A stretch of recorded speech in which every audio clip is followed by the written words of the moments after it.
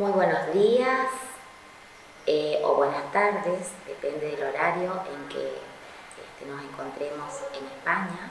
Me llamo Lucía Muñoz y desarrollo mis actividades académicas en la Facultad de Humanidades de la Universidad Nacional del Nordeste, en el campus Resistencia, provincia de Chaco. Antes de iniciar mi exposición, quiero agradecer en primer lugar a toda la comisión organizadora de este primer Congreso Internacional del RIMEC por facilitarnos la participación online. En segundo lugar, agradezco a las autoridades de mi facultad que me han permitido estar en este espacio, que es la sala de consejos, para poder grabar mi ponencia. Quiero destacar que en el fondo se destaca el mural de un muy conocido muralista local, regional y nacional, Esquenone, que además ha sido nuestro compañero de nuestra facultad. Ahora sí, voy a iniciar mi ponencia, que se denomina En la frontera, travesías de personas trans en la ciudad de Resistencia Chaco. Es sabido que en las sociedades occidentales el travestismo siempre mantuvo un lugar no visible y que particularmente en nuestro país, según diversos estudiosos, la esfera de las personas trans se redefinió a partir de la organización de su colectivo y de las respuestas que a sus demandas comenzó a dar el Estado, posibilitándole la participación en la agenda. Las ideas que aquí expongo van a surgir o surgieron en realidad del trabajo final para obtener el título de especialista en educación, género y sexualidades. Un postítulo que en convenio con la Universidad Nacional de La Plata se ha dictado en nuestra facultad denominado Especialización en Educación, Género y Sexualidad. Mi trabajo se orienta a presentar los resultados de un trabajo de campo llevado a cabo en nuestra ciudad durante parte del 2020, fines del 2020, aún estábamos en pandemia, y parte del 2021. Y la idea es conocer un poco la construcción identitaria de las personas trans. A partir de reflexionar sobre el género como la marca cultural que impone roles determinados a mujeres y hombres y fundamentalmente a otras personas que escapan de esta impronta cultural, hombres que se sienten mujeres, ¿se puede realmente conocer a fondo el fenómeno trans? Si así fuera, ¿de qué manera o de qué modo los propios protagonistas o las protagonistas configuran su situación en nuestra ciudad, considerando que es un espacio con ciertas particularidades dinámicas en lo referente a la diversidad sexual? Para llevar a cabo esta tarea me basé básicamente en el relato oral de los protagonistas. En sus respectivas historias de vida abordé temas inherentes a la familia, la vida diaria, el trabajo, la concepción del cuerpo, las relaciones sociales y la educación.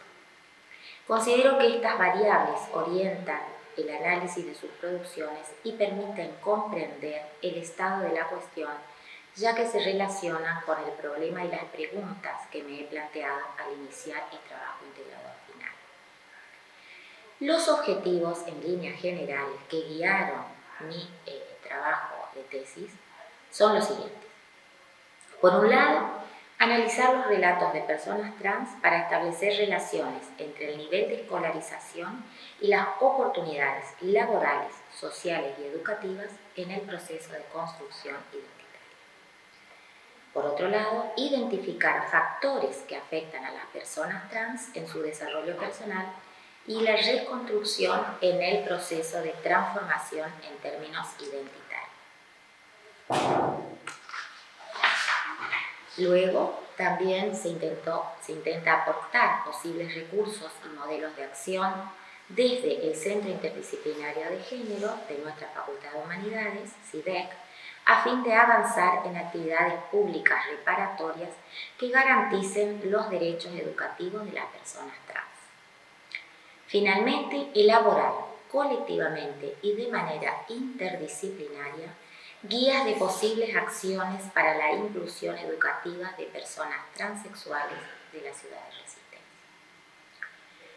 En relación al referente teórico y para analizar el corpus de trabajo que he conformado, se ha partido de una revisión del estado de la cuestión referido al tema de esta investigación. De este modo, se parte de realizar un breve recorrido referido a la construcción histórica y social de las diferencias sexuales y lo fundamento en que interpreto que a partir de ello se establecen y se ofrecen las bases de cómo se produce el proceso de la formulación teórica de la transexualidad. También recordemos, ¿no es cierto?, que el tema de la transexualidad, esto es una síntesis obviamente que estoy exponiendo, es sumamente vasto, siempre está articulado, ¿no es cierto?, con otras nociones como el del cuerpo, el del sexo en sí, las normativas sociales, el deseo, lo clínico, lo psicológico. Esto ya es suficiente, ¿no es cierto?, como para percibir la complejidad que aparece en el campo teórico. Quiero destacar que he asistido a muchas y extensas charlas informales y eventos académicos en los que se debatieron los nuevos conocimientos respecto de la transexualidad, tema que inclusive hoy lleva a disidentes y discrepantes miradas y también, por supuesto, la aceptación. Porque aún, pese a su actualidad y a la necesidad de múltiples y urgentes replanteos y cambios, continúa siendo en muchos sectores sociales tema controvertido que se miran con cierto sesgo desviatorio, ¿no es cierto? Porque escapa a la normalidad. Por ello, y para organizar este marco teórico, sí que se consideró desarrollarlo de este modo. En primer lugar, trabajo la construcción de género, según se postuló hasta los años 70 del siglo XX, más o menos. En segundo lugar, al género y a los significados de las diferencias sexuales, lo que simultáneamente conforman el estado de la cuestión, luego de la década 80 del siglo XX y parte del 21 obviamente, y en tercer lugar al tratamiento de lo trans en la Argentina y en particular en la provincia del Chaco, centrándonos en resistencia en esta zona. En cuanto al proceso metodológico, la investigación se fundamenta en una aproximación cualitativa que se basó en las entrevistas y el apoyo bibliográfico especializado. Las entrevistas las llevé a cabo durante el segundo semestre del año 2020, siempre con ayuda de una persona mediadora. No tenía acceso directo a las entrevistadas o a los entrevistados. Y a través de esa mediadora, que cabe aclarar que es de mi entera confianza, se estableció un primer contacto que fue vía telefónica. Posteriormente, me acerqué a esas futuras informantes, siempre a través de la mediadora, ya con un papel, por decirlo así, donde estaban impresas las preguntas, que eran preguntas a modo de guía, eso quiero destacar nada más, para facilitar una comunicación más espontánea. A partir de estas guías, ellas relataban su experiencia de vida. En lo que se refiere a la confidencialidad, a todas obviamente le ofrecí el uso de seudónimos y les garanticé el anonimato. De las 10 personas entrevistadas, 6 utilizaron su nombre de fantasía y el resto solicitó permanecer en anonimato. Ya que mi intención era ubicarme en el problema e investigar, las entrevistas, como dije, no eran en profundidad, más bien fueron un camino al acercamiento a las historias de vida de estas personas. Y el guión que les ofrecí era muy flexible, incluso podían abordar otros temas que no estaban señalados y que ellas consideraron importante destacar en ese trayecto de su relato. En lo que refiere al análisis de los relatos en sí, o los relatos orales de vida, pude puntualizar diferentes procesos de subjetivación individual, la concepción que ellos tienen sobre su vida, su transexualidad, sus vivencias escolares, entre otras variables. A través de sus experiencias de vida, inferí las configuraciones de ellas y ellos su colectivo en la ciudad de Resistencia y las posibles potencialidades con las relaciones sociales y sus propias reflexiones sobre los procesos de construcción de identidad y de lucha en nuestra región. El análisis de los relatos orales para analizar, creé 4 categorías. La primera se refería a la construcción de sus procesos identitarios, Luego se referían las instituciones que podrían ser que obstruyeran sus derechos. Por ejemplo, la escuela, la iglesia, la familia. También quiero destacar acá que una de mis informantes pertenecía a la comunidad COM, así que ahí entra otra variable a considerar que tiene que ver con el cacicazgo, porque ella fue expulsada adolescente por pedido del cacique de su comunidad aborigen.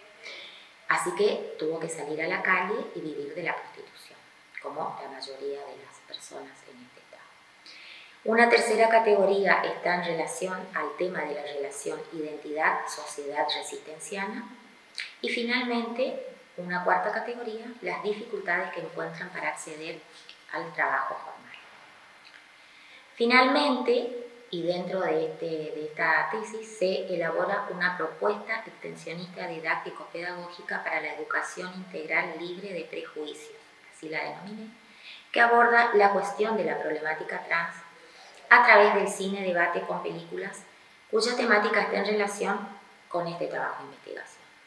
Y el gran objetivo de esta propuesta extensionista académica universitaria es visibilizar o intentar ir visibilizando aún más la problemática. Sus destinatarios y destinatarias sería la comunidad resistenciana, en particular los alumnos de la Facultad de Humanidades o de otras facultades que funcionan en nuestro campus en Resistencia. Bien, para ir cerrando, puedo señalar que algunas líneas de conclusión. Primero, se sintió la desidia que parte de la sociedad resistenciana tiene respecto de las personas disidencia o de las disidencias sexogenéricas, que se ha podido identificar a partir del análisis de los relatos orales de vida de estas personas, que el tránsito en su proceso de mostrar quiénes son es sumamente dificultoso y muy doloroso para ellos. Su identidad la construyen constantemente en su performance corporal, y muestras de ello son las diferentes posturas, gestos, movimientos, vestimentas, entre otras características que demuestran su transgresión constante. Como consecuencia de esto, quienes no revelen externamente este binarismo de diferencia sexual y o no se comporten de acuerdo a estos parámetros son excluidos y discriminados. Señalamos también que la edificación de nuestra identidad de género siempre es elaborada, según los estudiosos, e implica la negociación de ese reconocimiento otro, ¿no es cierto?, de nuestro género autopercibido que está vigente en nuestra cultura. En todas las historias de estas personas leemos un camino de exclusión y de lucha por el reconocimiento. En el presente de estas personas, los logros de hoy también, ellas destacaron casi todas, que son resultados de luchas de otras personas que las antecedieron y que algunas han sido torturadas, perseguidas en el gobierno de facto, inclusive asesinadas. Es importante también destacar que estas voces, experiencias de vida locales y situadas en el contexto de la ciudad de Resistencia, sirven para empezar a pensar la situación de personas trans en nuestro propio medio académico, lo que conlleva a reconocer nuestras propias limitaciones y posibilidades como docentes universitarios. Significa también empezar a romper lo heteronormativo, aquello que no se comprende, digamos, dejar de excluir o señalar estas situaciones como cuestiones enfermizas, y desde la academia debemos ir aportando como un deber ético y político esta situación. Muchas gracias por escuchar.